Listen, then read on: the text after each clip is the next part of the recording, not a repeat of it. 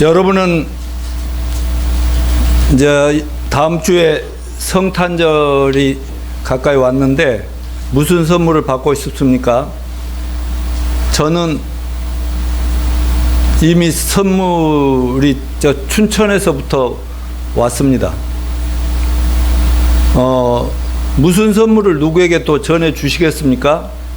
생각 중입니다. 저도 얼마 전에 통계입니다만 어느 방송에서 초등학생들에게 크리스마스가 무슨 날이냐고 물었더니 초등학생 64%가 산타클로스 생일이다 라고 대답을 했다고 합니다. 많은 어린이들이 크리스마스 선물 받는 날로 생각하고 있어요. 어른들도 마찬가지죠.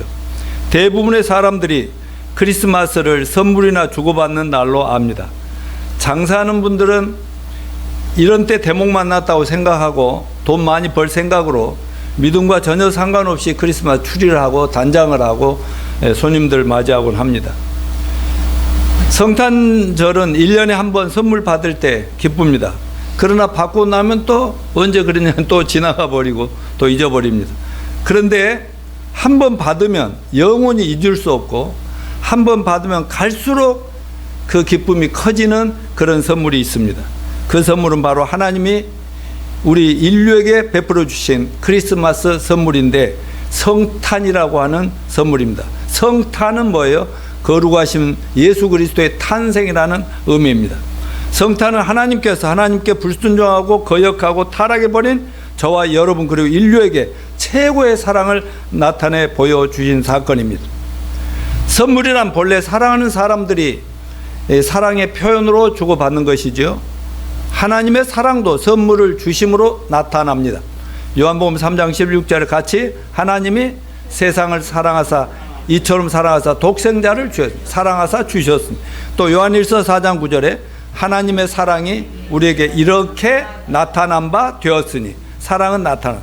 성탄은 예수 그리스도 탄생은 우리 모두를 향하신 하나님의 사랑의 표현입니다. 사랑하사 주셨으니 또 사랑은 주는 것이고 또 표현돼야 진짜 사랑이라고 하는 거죠.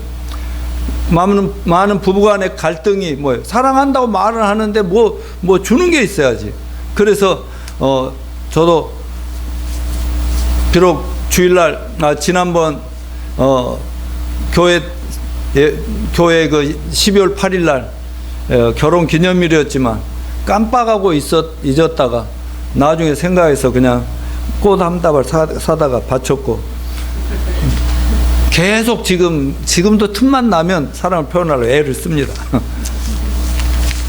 우리를 위해서 하나님의 아들 예수님을 하나님 선물로 주셨는데 나중에 말씀드리겠지만은 하나님 우리 같은 죄인들 얼마나 사랑하셨으면 독생자 단 하나밖에 없는 외아들을 우리 죄값으로 십자가 희생 제물로 주셨겠냐 하는 겁니다. 이보다 더 큰 선물이 있을 수가 없죠. 하나님은 누구에게나 이 선물 주시기를 원하십니다. 하나님은 인류를 우리를 사랑하신다 하는데 받아봐야만 제대로 사랑을 알게 됩니다.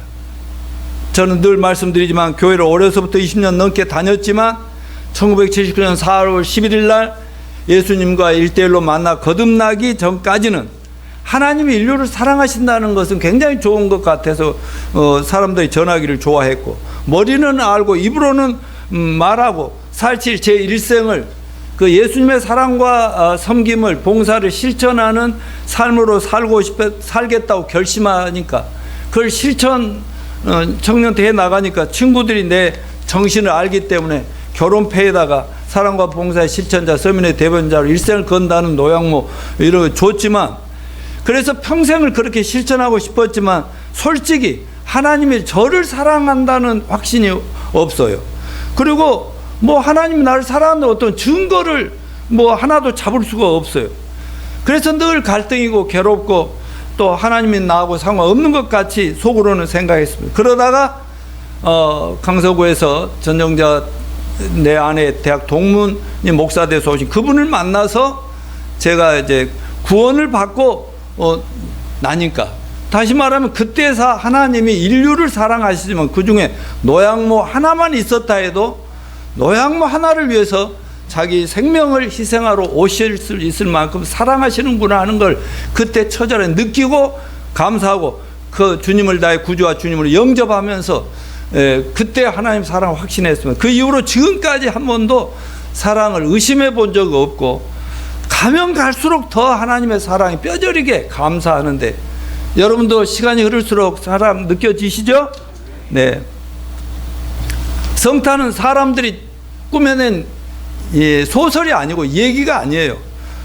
뭐 그리스 신화라든가 로마 신화 같은 신화들 많이 있는데 사람들이 많이 머리 써서 짜낸 얘기들이에요.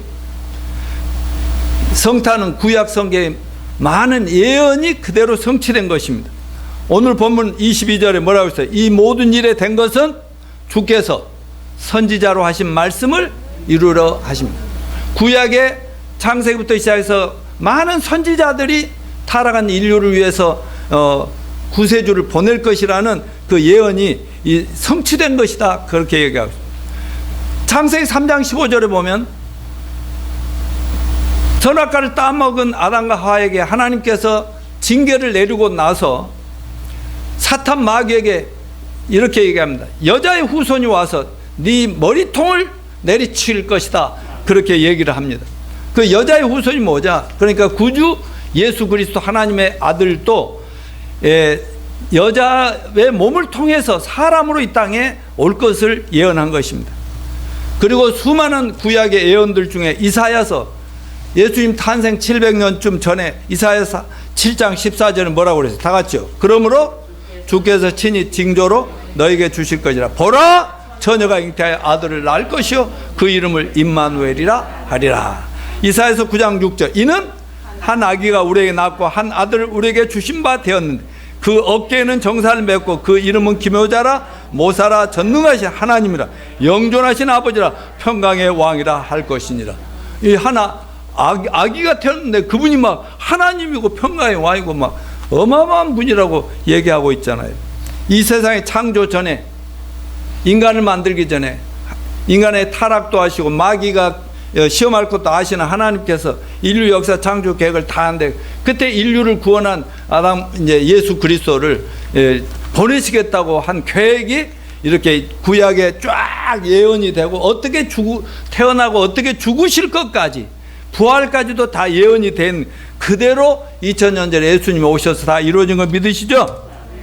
자, 그래서 오늘 설교 방향은 본문에 나타난 두 예수님의 이름을 중심으로 그 두 이름이 뭐예요? 예수 그리고 임마누엘 이 이름을 중심으로 같이 공부하도록 하겠습니다. 첫째, 예수라는 이름입니다. 오늘 본문 21절에 아들을 낳으리니 이름을 예수라 하라. 이는 그가 자기 백성을 그들의 죄에서 구원할 자 하심이라.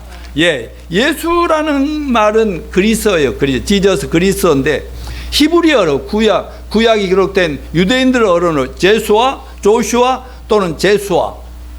이건 무슨 말이냐면 여호와가 구원하신다. 즉 예수는 구원자시다. 그런 뜻입니다. 여러분, 구원은 매우 광범위한 의미를 가진 단어죠. 우리 인생의 여러 가지 유형의 위기에 직면할 때마다 구원과 구출이 필요하지 않습니까? 오늘 본문의 천사가 전달한 구원의 의미는 일상적인 구원이나 뭐 911 또는 뭐 112 신고하고 그런 구원과 그 전혀 차원이 다른 근본적인 인간 존재의 구원을 나타내는 의미인 것입니다. 이것은 수시로 닥칠 수 있는 삶의 순간적인 위기로부터 구원도 아니고 단순히 경제적인 구원, 말하자면 그 가난으로부터의 구원도 아니고 정치적인 구원, 말하자면 억압으로부터의 구원도 아니고 사회적인 구원, 불평등으로부터 구원도 아닌 바로 뭐로부터 구원이다? 죄로부터의 구원인 것입니다. 여러분, 예수의 이름이 바로 죄로부터의 구원으로서 예수님 탄생의 가장 큰 목적은 저와 여러분 그리고 전 인류를 죄로부터 구원하기 위해 이하심임을 의미한 것을 기억하시길 바랍니다. 그러므로 성탄, 즉 예수의 탄생은 인류에게 최고의 선물이라는 것입니다. 그러나 진정한 성탄의 참된 의미도 모르면서도 일단 온 세상 사람들은 성탄절을 잠깐 즐기고 이용하고 또 끝내고 마는 것입니다. 자, 로이 레신이라는 분의 글이 있는데 인간에게 가장 필요한 것이라는 글을 남겼는데요. 이런 글입니다. 인간에게 가장 필요한 것이 지식이었다면 하나님은 우리에게 교육과를 보내셨을 것이다. 인간에게 가장 필요한 것이 건강이었다면 하나님은 우리에게 의사를 보내셨으면 될 거다. 인간에게 가장 필요한 것이 돈이었다면 하나님은 우리에게 사업가를 보내셨을 것이다. 인간에게 가장 필요한 것이 즐거움이었다면 하나님은 우리에게 연예인을 보내셨을 것이다. 그러나 인간에게 가장 필요한 것은 죄사함이었다. 누구든지 모든 인간의 불행의 근본 원인이 죄 문제가 해결되지 않는 한, 즉 죄로부터 구원받지 않는 한, 그 누구도 모든 인간들의 가장 근본적인 필요를 채워주지는 못합니다. 그래서 하나님은 우리에게 구세주 예수 그리스도를 보내주신 것입니다. 구세주를 만나 죄로부터 구원받으면 우리에게는 모든 것을 다 하나님으로부터 받아 누릴 수 있는 특권이 주어진 것입니다. 인생의 모든 문제가 근본적으로 다 풀리고 해결된다는 것을 우리는 체험하고 있습니다. 자, 예수는 죄에서 구원자다. 다시 한번 본문 1장 21절 아들을 낳으리니 그 이름을 예수라. 이는 그가 저희 죄에서 구원할 자이심이라 하니라. 먼저 죄에서 구원이라면 죄 문제가 딱 나오잖아요. 예수님 탄생은 죄로 인한 인간의 근본적인 문제를 해결해 주러 오셨다 하는 걸 얘기하래요. 창세기 3장에 아담과 하와가 하나님 먹지 말라는 선악과를 따먹고 나서 하나님이 세 가지 무지무지한 재앙을 내립니다. 첫 번째가 영적으로 하나님과 분리되죠. 분리되면 그건 죽는다는 거죠. 생명이 끊어진 거예요. 하나님하고 연결됐을 때 살아있는 건 끊어버려서 하나님과 분리는 영적인 죽음을 얘기합니다. 그래서 육체는 가졌지만 영혼은 죽어버려서, 영혼이 죽으니까 하나님 보이지도 않고 말씀도 들리지 않고, 그러니까 육체로 좀 살다가 적당한 살다가 그대로 죽으면 끝나가는 것입니다. 두 번째, 인생의 저주입니다. 하나님이 우리에게 주신 온 땅의 저주를 바로 가시와 엉겅퀴로 가득 차게 되었습니다. 인간의 저주가 죄로 인해서 내려지기 전에는 같은 짐승들하고 같이 있어도 아무 위험이 안 됐었어요. 그러나 죄를 범한 다음에는 모든 세상에 사는 자체가 저주였습니다. 남자들에게는 죽도록 뼈 빠지게 일을 해야만 먹고 살 것이라는 그 고생을 해요. 여자는 애를 낳는데 엄청난 죽을 고생을 해야만 애 낳고, 그러니까 사는 것 자체가 아주 죽도록 고생이었어요. 고난의 연속이었어요. 좋은 집에서 태어나도 가난한 부모 밑에 태어나도 다 고통과 고난은 동일하고, 많이 배운 자도 못 배운 자도 다 고통과 고난과 수고의 연속이고, 잘난 사람이나 못난 사람 다 삶이 저주스럽기는 마찬가지. 직장을 가져도 직장이 없어도 고통이고, 결혼을 해도 아니면 결혼 안 해도 고통과 고난이 계속되고 평안이 없어요. 세상 어둠으로 꽉 차 덮여 있는 것입니다. 오래 살면 살수록 삶이 참 저주에 그치구나 해서 어서 하루라도 빨리, 나이 든 사람들 오래오래 살아면 그런 말 하지 말라고 그러지 않아요. 사는 것 자체가 저주라는 걸 삶에 뼈저리게 느끼게 삽니다. 그런가 하면 세 번째 저주가 뭐예요? 죽음과 영원한 멸망, 영원한 지옥 형벌이 또 기다리고 있습니다. 로마서 6장 23절 죄 삭은 사망이요. 사망으로 끝나면 좋은데 히브리서 9장 27절 뭐라 했어요? 다 같이 한 번 죽는 것은 사람에게 정하신 것, 그 후에는 심판이 있으리니. 예, 누구나 한 번 죽지만 죽음이 그렇게 인간을 두렵게 하는 이유의 하나는 바로 죽은 후에 각자의 죄에 대한 심판이 기다리고 죽은 후에 또 영원한 행복의 지옥에 던져 넣는다고 분명히 성경이 예언하고 있기 때문입니다. 이 세상 아무리 과학과 의학이 발전해도 돈이 많아도 해결하지 못하는 게 죽음의 문제 아닙니까? 그래서 인간은 불행하고 슬프고 허무하고 불안하고 두렵고 절망적이 되는 겁니다. 누구나 정도의 차이는 있지만 이 3대 재앙의 운명 속에 태어나는 것입니다. 부귀영화가 결코 죄로 인한 하나님과 분리, 죄로 인한 저주, 죄로 인한 사망의 문제를 해결해 주지 못하더라는 것입니다. 인간은 인간인 이상 모두가 구원이 필요합니다. 그래서 예수님은 타락한 모든 인간은 죄 없는 하나님의 자녀들로 거듭나야 하나님도 보이고 천국도 들어갈 수 있다라고 말씀을 하신 겁니다. 여러분, 왜 모든 인간들이 종교를 만들고 종교를 찾습니까? 왜 인간들이 신을 찾습니까? 왜 사람들이 교회를 찾고 왜 성경을 읽고 예배를 드리고 왜 신앙생활을 합니까? 그건 바로 죄 때문인 겁니다. 죄 삭신 저주와 죽음, 죄로 인한 영원한 심판을 피하고 싶어서 본능적으로 신을 찾게 되어 있는 것입니다.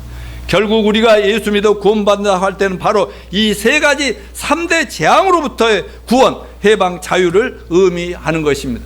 자, 그럼 죄 문제를 어떻게 처리할 것인가? 인간의 가장 절실한 문제가 죄 문제인데 어떻게 죄를 씻을 것인가가 문제입니다. 인간은 죄를 지을 줄은 알지만 죄를 스스로 씻지는 못합니다. 죄를 씻을 길이 없어요. 여러분, 몸이 더러워지면 어떻게 박 집사는? 뭘로 씻어? 클린저, 비누 뭐 이런 걸로 막 슉슉슉 하고 오죠. 옷이 더러우면 어떻게 해요? 비누나 하이타이 세제로 씻으면 돼요. 인간의 죄는 그 어떤 세제나 비누나 양잿물로 씻어도 안 되더라 이거지. 어쩔 때는 세탁기 한번 들어가 볼까? 몸체로. 여러분, 세탁기에 들어가면 어때요? 거기다 아무리 세제 넣어서 돌리면 옷은 깨끗해질지 모르지만 사람 깨끗해져요? 절대로 깨끗해지지 않죠. 종교적인 고행이나 수행, 도덕, 윤리적인 삶으로도 안 돼. 평생을로 산속으로 절간 들어 수행한 스님들 중에 유명한 스님 어떤 분이 그랬잖아요. 태산처럼 막 얼마나 죄가 더 쌓였는지, 자기는 지옥제 밑바닥에 갈 거라고 이렇게 고백하기도 했잖아요. 위대한 봉사의 삶으로 어떤 선행으로도 절대로 죄 문제는 씻어지지 않습니다. 우리 어떤 노력으로도 우리의 죄가 씻어지지 않아서 우리는 불행하고 절망하고 항상 죄와 죄책감으로 시달리게 됩니다. 항상 죄 때문에 마음이 불안하고 죄 때문에 자신감을 상실합니다. 죄 때문에 용기도 잃고 죄 때문에 좌절합니다. 본래 죄인의 삶이 불안하고 두렵고 쫓기는 삶이듯이 죄로 인한 인간은 살아도 산 목숨이 아니다. 죄로 인해 인간은 살아있으나 죽은 목숨이라고 하는 고백을 하게 됩니다. 그래서 우리는 구원이 필요합니다. 모든 인간은 죄에서 구원이 필요합니다. 어때요? 제 말이 하나로 틀린 말이 있어요, 없어요? 없어요. 자, 그럼 인류의 죄 문제에 대한 하나님의 완벽한 해결책이 뭔가? 성탄입니다. 그래서 이런 인간을 불쌍히 여기시고 사랑하시는 하나님께서 특단의 조치를 취하셨는데, 하나님의 아들, 성부, 성자, 성령, 그 중에 하나님의 아들이 사람으로 이 땅에 와서 바로 인간들의 모든 죄를 뒤집어서 희생 제물로 죽어서 죄 문제를 청산하겠다고 이렇게 하나님이 계획하셨고, 그거를 구약에 예언한 대로 예수님이 오셔서 2000년에 아기로 탄생하셨고 33살에 십자가에 매달려 돌아가시면서 저와 여러분 온 인류의 죄악을 다 청산한 것을 우리 믿습니다. 구약의 예언이 예수님의 출생 성탄으로 완전히 해결된 것입니다. 하나님이 인간을 죄로부터 해방하고 죄로 인한 저주와 사망과 지옥의 멸망에 구원하기 위해서 취하신 조치가 하나님의 아들을 이 세상에 사람으로 보내셨다 하는 것입니다. 그래서 의도적으로 아주 죽을 줄 뻔히 알면서, 그러니까 사실 예수님의 성탄은 기뻐할 내용이 아니라 어떻게 보면 굉장히 슬픈 일이죠. 왜? 그 처절한 죽기 위해서 오시잖아요. 자, 예수님이 어떻게 죄 문제를 해결하신가? 요한일서 4장 9절 같이 읽습니다. 시작. 하나님의 사랑이 우리에게 이렇게 나타난 바에 되었어요. 하나님이 자기의 독생자 세상에 보내시면 저로 말미암아 우리를 살리려 하십니다. 사랑은 여기 있으면 우리가 하나님을 사랑한 것이 아니요 오직 하나님 우리를 사랑하여 우리 죄를 위하여 화목제물로 그 아들을 보내셨음이니라. 아멘. 화목제물이 되시기 위해서. 화목제물이 되신다는 참된 의미가 뭡니까? 창세기 3장 아담과 하와가 선악과를 따먹고 3대 재앙을 하나님께서 선언했죠. 그때로부터 에덴 동산을 쫓겨나서 비참하게 됩니다. 그렇지만 아담과 하와를 타락한 그대로 버릴 수가 없으니까 창조한 목적대로 구원을 하기 위해서 어때요? 아담과 하와는 여러분 잘 아시다시피 자기 죄책감이 들고 두려움이 생기고 불안하고, 그러니까 뭐했어? 무화과 나무 잎을 해서 자기 몸을 가렸지만 하나님 발자국 소리만 들려도 무서워서 막 숨고 그랬잖아요. 그래서 하나님 창세기 3장 21절에서 아담과 하와를 위하여 가죽옷을 지어 입혀 주시니라. 가죽옷을 그 당시에 만들려면 어떻게 했겠어요? 양이나 염소나 이런 걸 잡아서 죽여가지고 피를 내고 껍데기를 가지고 말려서 옷을 해서 입혀서 가려줬다 그 말입니다. 그게 바로 화목 제물입니다. 하나님과 화목하고 죄를 용서하고 화목하고 하나님의 축복 속에 다시 하나님 뜻대로 살아가기 위해서는 죄를 용서해야 되는데, 그러기 위해서는 누군가 희생 제물이 필요하다. 그래서 구약에는 수많은 짐승들이 제사 제물이 되고, 거기에서 하나님을 떠난 불쌍한 이 세상의 죄인들이, 이방인들이 된 사람들은 어떻게 합니까? 나름대로 신을 만들고 우상을 만들고 거기다 제사상을 차려놓고 제물을 갖다 바치면서 죄를 용서하는데, 그게 아니라 바로 양이나 염소 같은 깨끗한 짐승을 인간 죄 때문에 희생해서 바로 하나님 그것만 받아주신다는 거죠. 그건 바로 죄 없는 하나님의 아들이 와서 저와 여러분 인류의 죄를 다 짊어지시고 혼자 돌아가심으로써 우리 죄값을 청산하시고 하나님과 관계를 회복시켜 주신다 하는 그런 의미, 여러분 믿으시죠? 그러므로 성경대로 예수님은 33살의 젊은 나이에 십자가에 매달려서 죄 문제를 다 처리하셨습니다. 그래서 기독교에서는 십자가를 이렇게 다 걸고 건물에 겁니다. 건물에 건다고 해서만 그 십자가 내 것이 됩니까? 또 많은 사람들이, 또 믿음이 있다는 사람들이 십자가 목걸이도 이렇게 해서 걸고 다닙니다. 또 어떤 분들은 막 십자가 이거리를 갖고 막 성모 마리아 앞에서는 막 이렇게 기도도 하고 돌려가면서 이렇게 합니다. 그런다고 해서 뭐 죄가 없어집니까?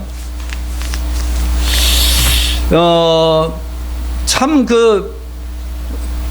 그 십자가를 바라보라, 십자가를 붙들고 하자, 십자가 찬송을 많이 하는데 어째서 그게 우리 것이 되지 못하고 항상 죄는 그대로 남아있게 됐는지, 이건 참.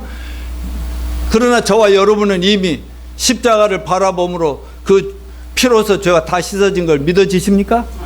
이건 기적이더라고요. 정말 생각할수록 이건 짜고 어떻게 할 수가 없는 거 아니에요. 우리 마리아 물어보죠. 너도 믿어야지, 목사님 입장을 생각해서 믿어드려야지 그런 거야, 아니면 믿어져? 믿어져 버리지. 아유, 세상에 똑똑하고 잘난 그 인간들이 뭐 때문에 믿는 척을 하겠어요? 믿어져 버린다니까.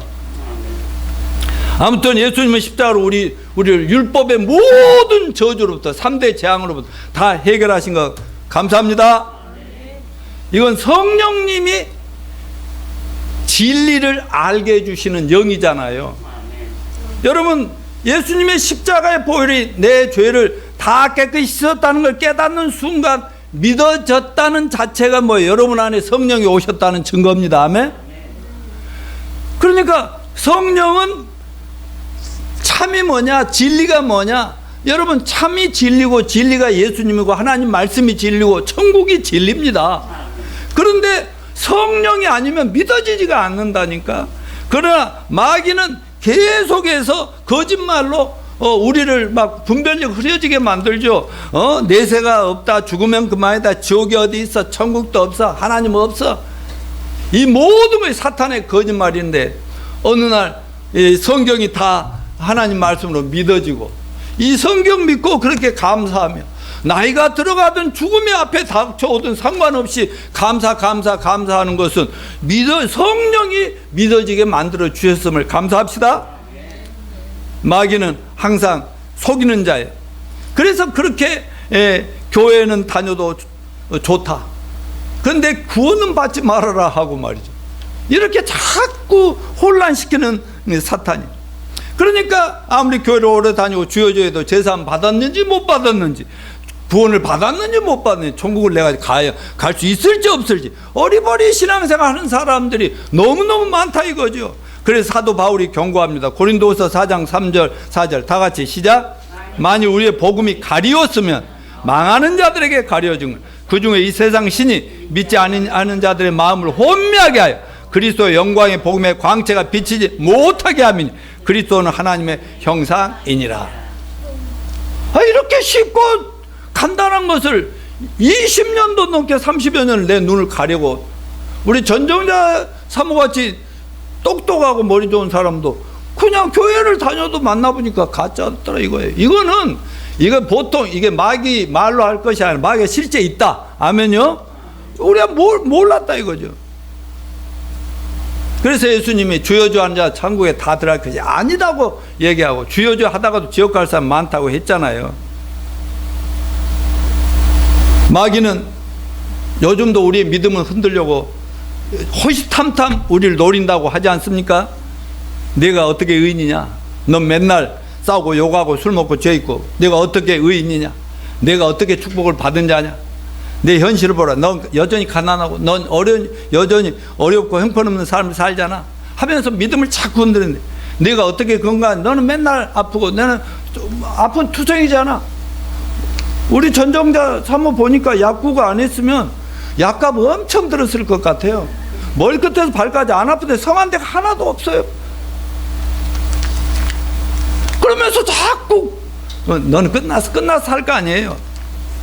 그러니까 보이는 현상만 가지고 마귀가 흔든다 이 말이에요. 그러나 사랑하는 형제 자매 여러분, 속지 맙시다. 성령님이 우리에게 용서받은 의인이라고 말씀합니다. 완전하다고 말씀합니다. 저주에서 벗어나 축복의 사람들이 되었습니다. 예수님이 십자가에 매달 때 우리의 질병과 연약함을 다 담당하셨다고 말씀한 걸 믿읍시다. 그러면 우리는 이제는 성경에 확실하게 기록된 진리의 말씀만, 약속의 말씀만 믿으면 우리는 놀랍게 변화될 줄로 믿습니다. 예수님은 자꾸 우리에게 말했어요. 아픈 환자에게나 누구야? 네가 나를 믿느냐?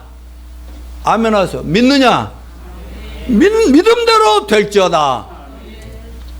이미 예수 믿는 자는 구원 받은 자입니다. 에베소서 2장 8, 9절 시작. 너희가 그 은혜를 인하여 믿음으로 말미암아 구원을 얻었나니 이것이 너에게서 난 것이 아니요 하나님의 선물이다. 행위에서 난 것이 아니니 누구든지 자랑치 못하게 하려 함이니라.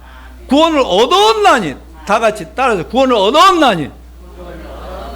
예, 저는 이런 말씀을 딱 사람들에게 보여줄 때 깜짝깜짝 놀래요. 사람들이 구원 받을 것이라고 했거든요. 다니다 보면 되겠죠. 아니요, 얻었나니. 자, 요한복음 3장 10절 누구든지 믿는 자는 멸망치 않고 영생을 얻게 하려 하심이라. 5장 24절 믿는 자는 영생을 얻었고 심판에 이르지 않아 사명의 생명을 옮겼느니라.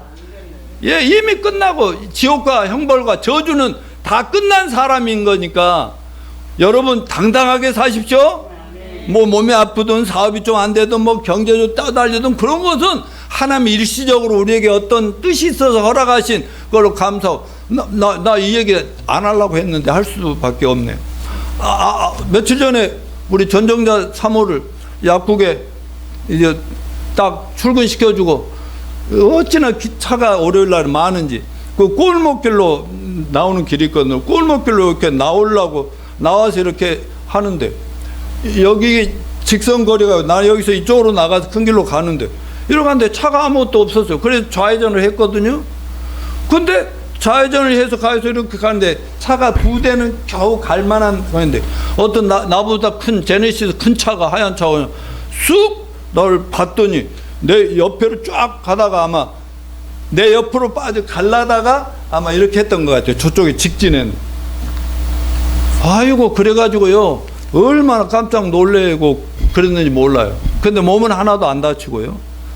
그래서 막 그 보험사에서 오고 그랬는데, 제가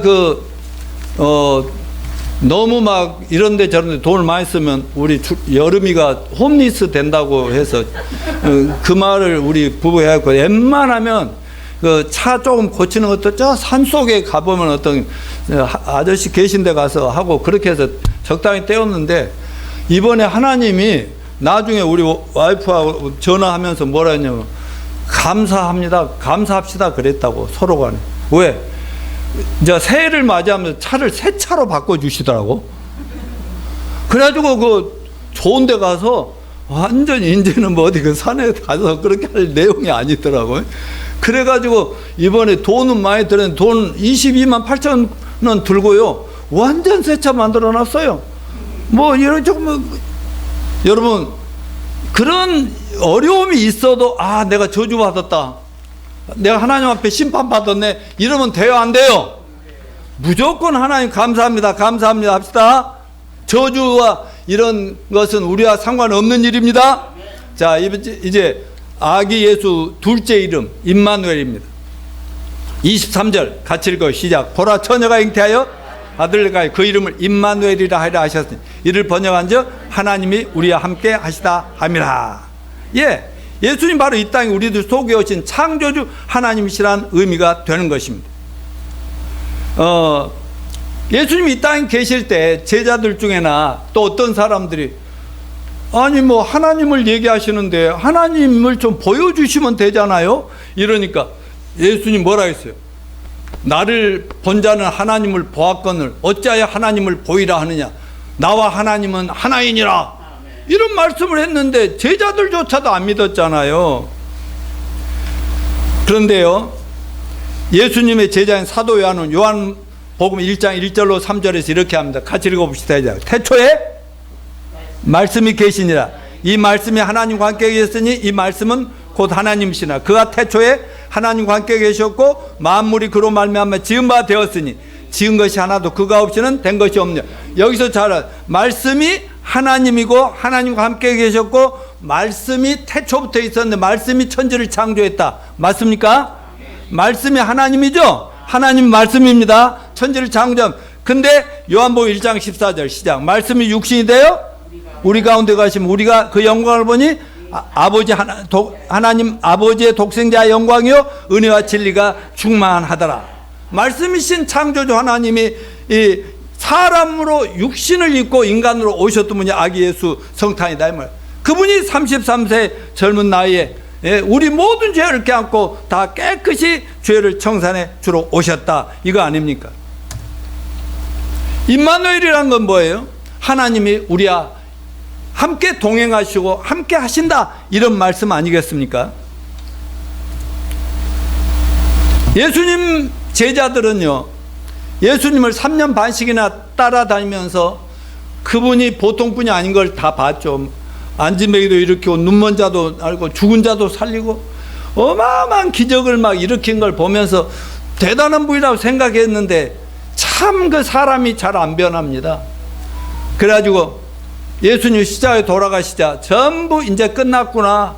예수님 안 됐다. 참 훌륭한 분이고 좋은 분인데 안 됐네 하고 전부 다 도망가 버리잖아요. 예수님이 도망가지 말고 딱 기다려 3일만 기다렸는데 안 믿고 다 도망가요.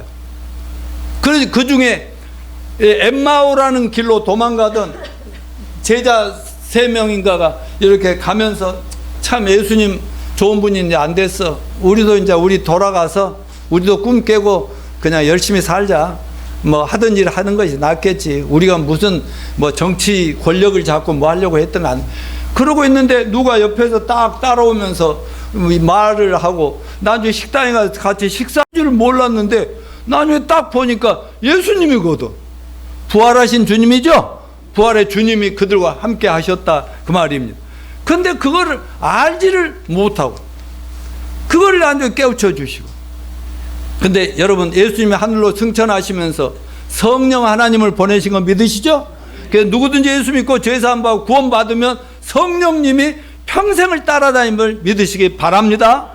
그리고 심지어는 천사들이 우리를 보호하고 있다는 거, 우리가 알든 모르든 상관없이 천사들이 우리를 지키고 보호한다는 이 말씀도 믿음대로 될 것입니다.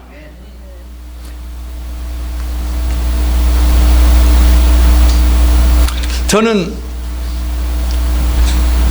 힘들게 살아왔다는 많은 사람들과 상담을 많이 했습니다만 어떤 사람을 딱 상담하려고 만나면요 속에서는 굉장히 막 뛰어요. 신나요. 속에서는. 겉으로는 뭐 정말 그러셨군요. 힘드셨겠네요. 하지만 왜냐하면 그들의 말로 다 할 수 없는 고난과 고생, 아픔, 지난날의 경험을 얘기하면 그들의 삶 속에서 그들을 인도하시고 지키시고 여기까지 인도하신 분이 하나님이시구나 하는 게 느껴지거든.